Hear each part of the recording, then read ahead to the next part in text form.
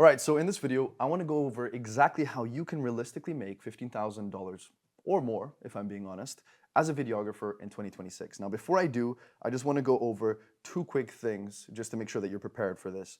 Number one, who am I and why should you listen to me in the first place? My name is Pedro. I've been in the content space for about 8 years now, working as a videographer and then eventually as a creative director for a lot of different brands. Including having worked with Nike, Foot Locker, Dior, H&M, School of Hard Knocks, a bunch of personal brands, and helping those very same personal brands not only scale beyond 100,000 followers, but also more than 6 figures per month within those personal brands. So not only do I understand the content space, but more importantly, I also understand the business side of things and how to actually deliver results for clients. And as videographers, that's probably one of the things that's going to hold us back the most. If we can make pretty videos, but we can't produce results, then ultimately it's going to be very hard for us to be able to charge the prices that we want. So now that we've got the who the fuck am I out of the way, I just wanted to preface as well what this video is not going to be about. I'm not going to sit here and give you a diluted video about just doing more, you know? Yes, we all know that we could be charging more, high ticket prices. We all know that we could just be closing more clients. That's the obvious. But if I'm being honest, I'm not in the business of burnout. I don't just want to close as many clients as possible, 10, 20, 30, and have to work on so many different types of projects, have so much different mental bandwidth for everything, not be able to work remotely, which is what the offers that I'll go over today will exactly encompass, how you can do all of this remotely as well, which is quite nice, but you have the option to shoot if you want. And so yeah, it's not going to be the typical advice. These are actually offers that I've created myself, and I thought, there's so many people in the space, so many videographers who are undercharging themselves, not delivering the right product, the right service, and they don't know how to price stuff. I bet a lot of times when I hear from a lot of my students and my mentees, they say that they've, they have a really good month and then the next month is kind of bad and they're overwhelmed or they're burnt out or they spend too much time editing. And so the main aim is how can we reach this number that I've just mentioned with no more realistically than 5 clients, and with some of these offers that you'll see with a lot less than that. And so, yeah, this is a bit nuanced, this is a bit kind of out of the box, but I think this might be valuable. So let's dive in. There's 3 main offers that I want to go over. The first one that we're going to start off with, which is the most simple, is positioning yourself as a creative operator. Okay, now realistically, to position yourself as a creative operator, instead of just a videographer, we're looking at being able to charge, 2 to 4K per month on a retainer. And the approach that you want to be able to take as a creative operator, it could be more of like an agency style of approach, okay? Or it could be just like as a media production company. I'm going to probably write a lot in abbreviation so I don't waste too much of your time. The main responsibility as a creative operator is, instead of positioning yourself as a videographer and just like shooting pretty videos, editing them, and then giving it to the client, because it's very hard to be able to charge high ticket prices unless you're working with like massive commercial clients, right? So how can we position things? How can we deliver a service that's a lot more professional, that's a lot more high end, that allows us to be able to charge those retainers, and then just lay it all out, talk about like what the team looks like, what the deliverables look like, who it's suitable for as well. And so, yeah. Anyways, let's kind of dive in. So the responsibility of being a creative operator is essentially just to shoot and deliver, high quality, I'll just put HD content, okay? Team size typically will be, anywhere from like 1 to 3 people in the team. Typically, I didn't mean to write editors here, ignore that. That was the answer actually. So typically the team that we're looking at is just composed of editors, maybe a couple different short form editors at most, and then of course some long form editors as well. In terms of deliverables, we have, production, which is very obvious. We have the post production. I'm not going to write production twice. We have maybe some minor, pre-production. We've got some basic systems, and this is where a lot of videographers kind of lack. They don't have any systems. They don't have, a professional client portal. They don't have an onboarding system that could be very useful for the clients. They don't have a way of being able to track everything.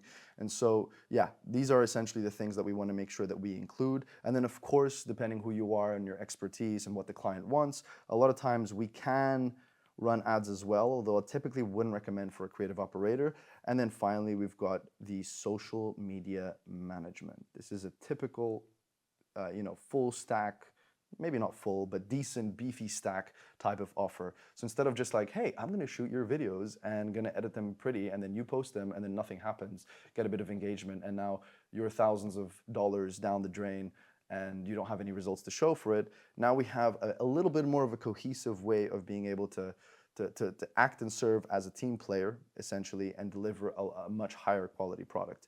Now, this is typically suitable for, beginner to intermediate videographers. So if you're just starting out, you can definitely position yourself this way. Or if you've already got a few years experience as well, it's very contextual. However, the next two offers, which are the main ones, are really going to be diving deeper into being able to charge more and, of course, being able to provide a much more high quality service as well. Okay?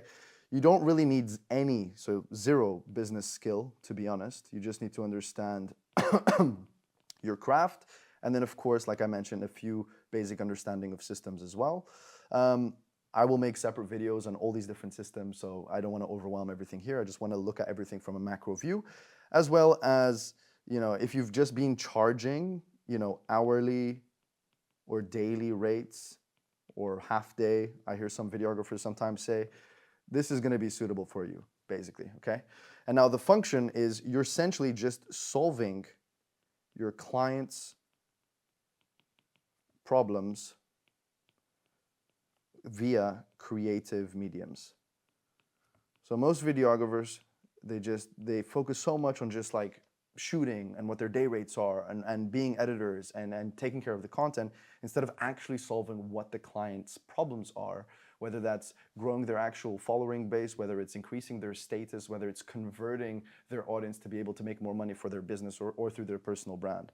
And this is kind of what essentially I end up teaching people if they're just a complete, beginner videographer, maybe intermediate, is like, okay, changing the positioning, changing the systems a little bit to be able to charge. Typically in this space, we're looking at, as I mentioned, like 2 to 4K per month. You can charge a little bit less than that, to be honest, but in my honest opinion, unless you're a complete beginner, it's not worth it. And especially when we look at the other two offers, it'll make a lot more sense.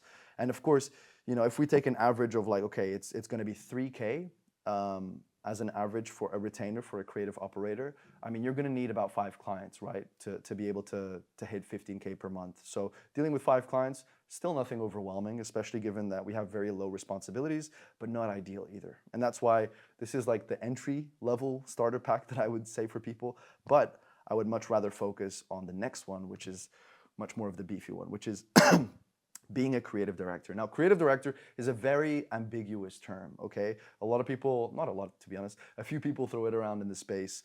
What does it actually even mean? For me personally, I've got experience being a creative director for businesses as well as for personal brands. You're essentially, in the context of this, you're essentially able to scale the business or the personal brand by developing a content department and then providing a certain service. So, to elaborate on that, okay, typically as a creative director, the retainers currently in the market, as of recording this video, are 3 to 7K per month, okay? 7K is pushing it for sure. It needs to be a big operation with a lot of different editors, but 3 to 5 is what I see most typically, but then you do get a few in the upper range for sure. Your approach is typically, you have a content agency, or my personal favorite, you have an internal department. So what I do when I'm a creative director for clients is I actually hire, manage, and build the team of, let's say, editors and the production infrastructure for the clients themselves. And then I kind of implement it into their business and I manage it. And then after 6, 12 months, et cetera, I might part my ways or, leave the team to be able to run itself, which is the ultimate goal once we've hit certain goals, certain KPIs, et cetera. Of course, if I really love the client and they really love me, we end up working for a lot longer than that. And we actually turn it more into the third offer that I'll go over. But this is kind of the model. So instead of just being a creative operator like we discussed, where we're just providing content, it's a little bit more fully fledged, as we're going to see in a second now. So as I said, the responsibility here is to scale the business. I'll just put biz or the personal brand, okay? And you're doing that by building a content department or a content machine. Now, the team size can typically be anywhere from 3 to 10 different people. And okay, I've just realized I have this, I have this error for all of them, but so fuck it. You've got multiple short forms, short form editors. You've got a long form editor, typically. Sometimes you have to in some cases as well. This is when you then need to have like a thumbnail designer, nail designer, or if you want to go the extra mile, which is now what I do, is you can hire a graphic designer who also takes care of the thumbnails as a whole. And they're not that hard to find, honestly. You can have videographers if you don't want to do the shooting yourself, and this is how this turns a lot more remote. Technically do that for the creative operator as well. You can have photographers. I mean, you could technically have like production assistants and all of that stuff, but I don't want to overcomplicate it here.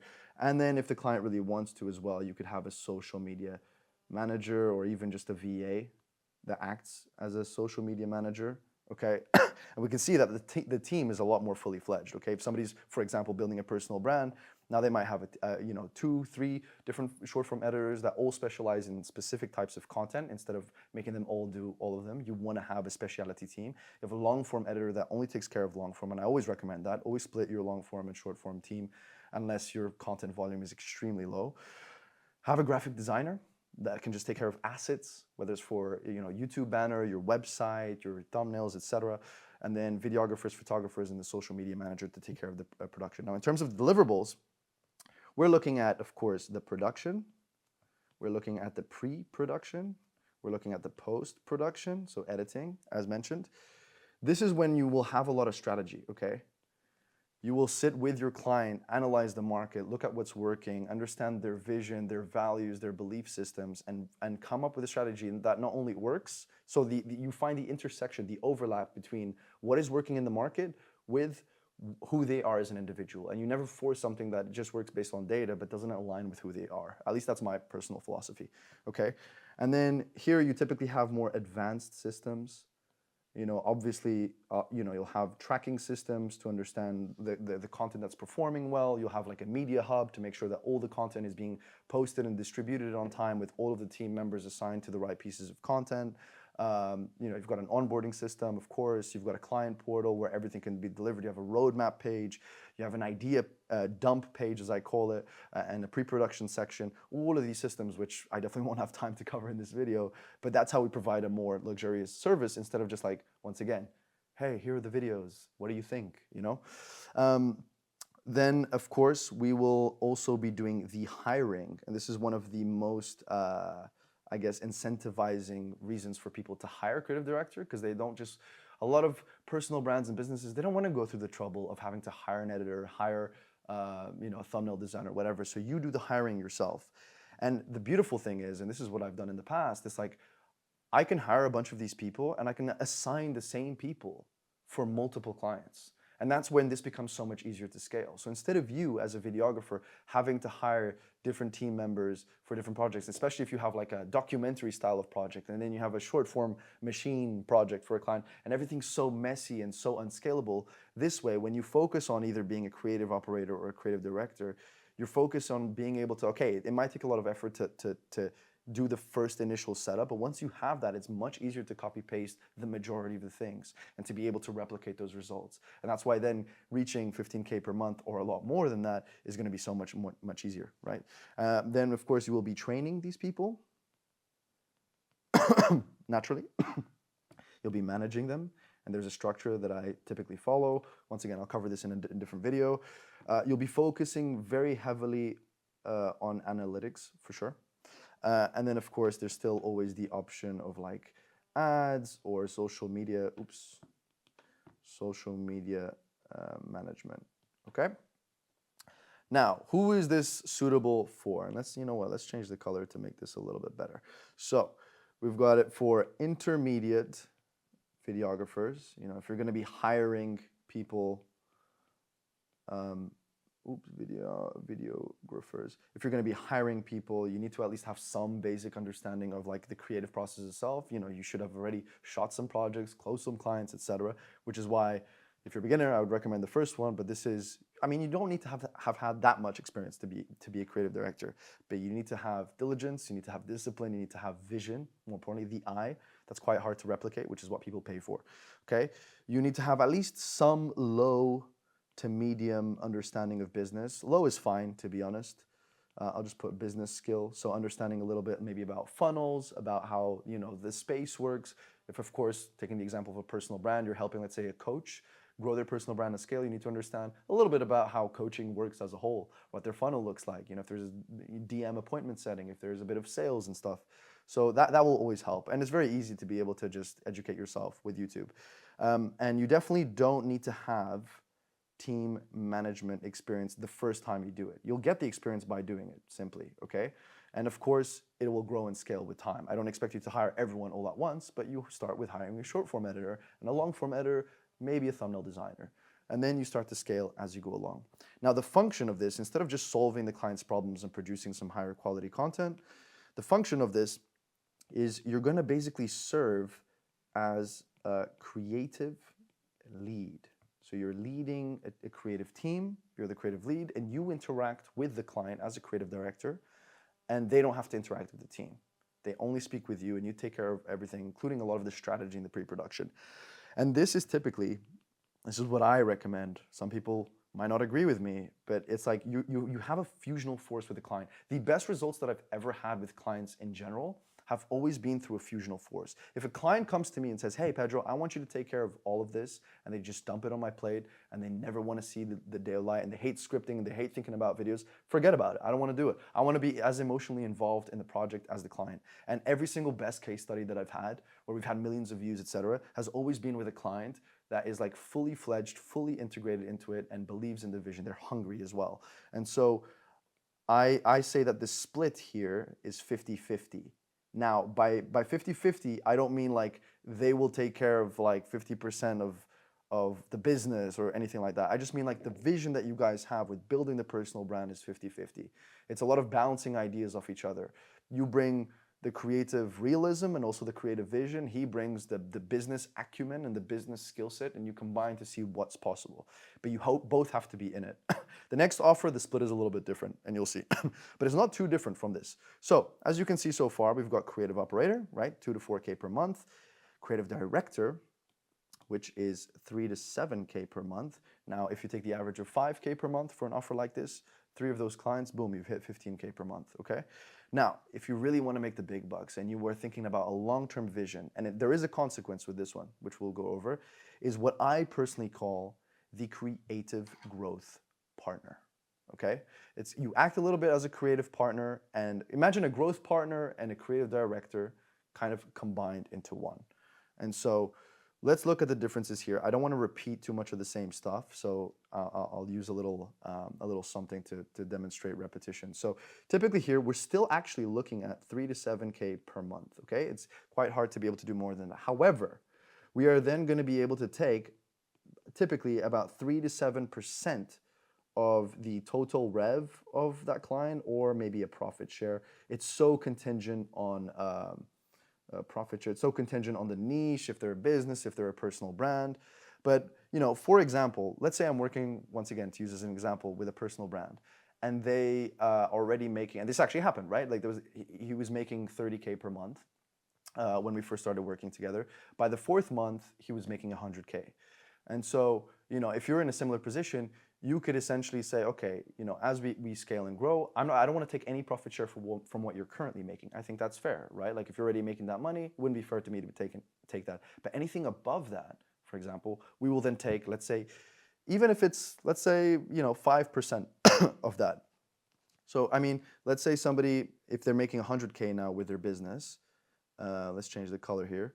Let's say 100K, so 70K on top of the 30K, for example, then that's, if my math isn't mistaken, an extra 3 to 5K bonus on top of that, okay, on top of your retainer, based on your performance. So we're talking, essentially, potentially, if we take medium conservative values here, if it's a 5K monthly and then a 4K bonus, that's already $9,000 from one single client, so long as you're providing the results.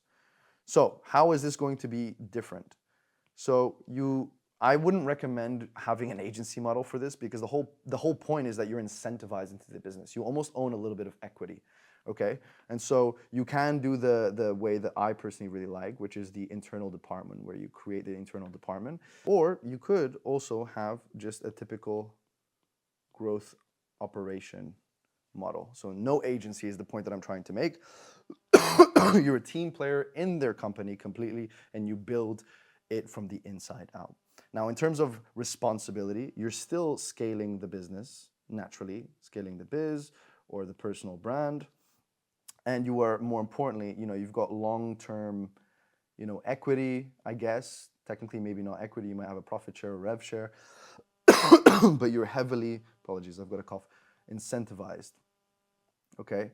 And clients do like that. A lot of people sometimes get scared when they think of this, but think about it. If your income is going to be directly tied to the growth of that personal brand, the more money you make them, the more money you're going to get. And so, yeah, a lot of people who are in business, who've been there for a long time, kind of like this setup. And so in terms of a team size, similar to the other one, to be honest, we're looking at 3 to 10 plus people, right? It can be as big as you need to be. I cannot write for shit, so same as before. Plus, you will get to a point being in this position where you're really starting to understand business a lot more and thinking more from a bird's eye view. You might end up hiring either a creative lead yourself, or what I recommend, director of short form. Let's just put SFC for short form content, plus a director of long form content.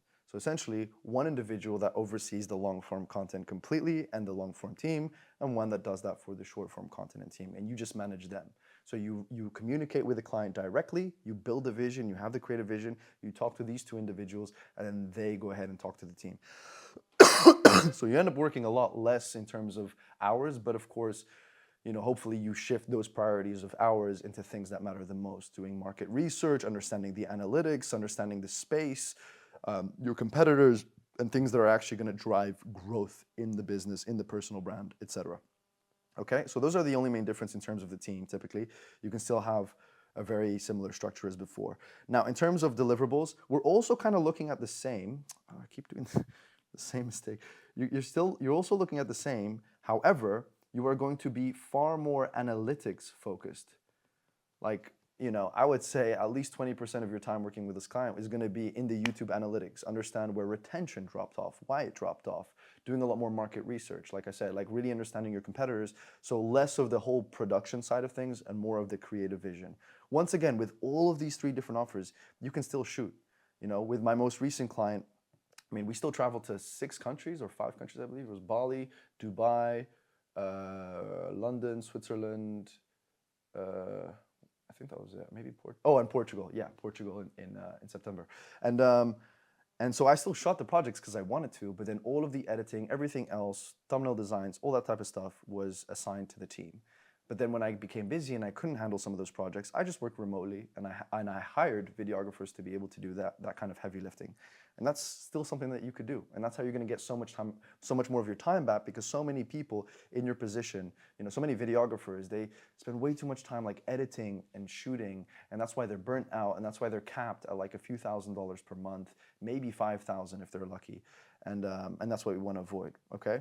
And yeah, obviously still bonus points if you have extra knowledge on ads. This is when it starts to become a little bit more important. And then of course you can still have the social media management, but yeah, it depends on the circumstances, okay? You can do this with a VA, it's not that deep. Now, who is this suitable for? So, definitely not a beginner. So you need to be an intermediate plus, okay, videographer. If you're an advanced one, even better. You're definitely fucking eligible for this. But even as an intermediate, you should be fine. You should have some medium understanding of business skill, at least the space or the niche that you're working in. You will be serving as a creative visionary, okay?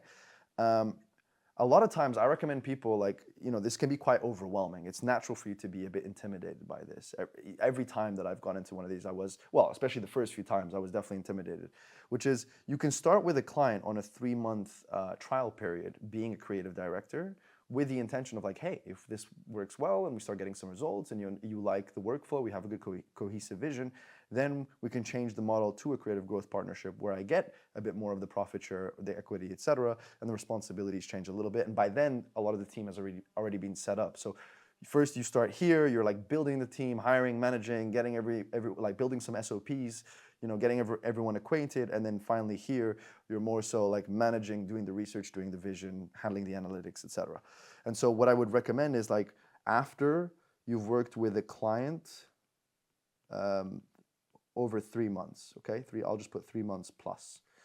And you do need to have some experience, I would say, at this point, managing a team, okay? You're not gonna be able to just jump into a creative growth partner without having team management experience. But like I said, you can start here and then graduate onto this. So you focus more on the team building there, and this is more on the other responsibilities. Now, in terms of the function of this, you're much more of a content director, because you're essentially like managing the creative leads, right? The director of short form, director of long form. Bear in mind, you can fill those roles at the start for a couple months before then you hire somebody to be able to do that. And to be honest, when you do that, it ends up being smoother, especially if it's your first rodeo, because you end up building the systems and understanding everything yourself, and then it's easier to be able to teach somebody to do that than just hiring someone off the bat, unless they're very experienced, of course, but then they're probably going to be a lot more expensive. So yeah, once again, you serve as the creative visionary, so that could probably go here as well. I'm just going to remove that. And then you're going to have a fusional force, just as before, with the client. Except, however, this is going to be a lot more like 70-30. So this will be a lot more like, one of my clients said this perfectly. He's like, this is kind of backwards, Pedro, but it's like, I'm your employee, which I know sounds silly, right? He was the founder, he paid me, and he had a lot of authority. I'm not trying to demean that. He's like, you're the creative brain, you tell me what to do. Like, it's a content day, I need to film, what should I film? What topics should I do? And so it ended up me like more actually being in a position of telling him what to do. And for some people who are inexperienced, that might sound a little bit like, what? But he's the client or whatever. But when somebody has that vision, that fusion force, they trust you and they understand you, you're actually relieving a lot of mental bandwidth from that client. People who are very ambitious and driven, they don't want to have to constantly make decisions. They get decision fatigue. So if you come as an individual and you can make those decisions for him or for her, then you're going to be saving them a lot of time, and therefore you're going to allow them to make more money in their own ways, in their own practices. And so this is where like you still need their business skill, you still need their personality, you still need their tonality, their communicational style to shine through. That's why I will never say less than 30%. But you will be doing more of the heavy lifting of the vision. And these are the main differences between the creative growth partner and the creative director. And yeah, hopefully that made sense. Just to kind of like illustrate this as well, if we go here and we're looking at, the pricing, technically, if you could, you could even get to 15K with like one creative growth partner client as long as you scale them enough. If not, you could have one creative growth partner, and even a creative operator. You could just have 5 creative operator clients. You could have, 2 to 3 creative director clients, which is what I did for a long time before I was able to then kind of graduate into this position.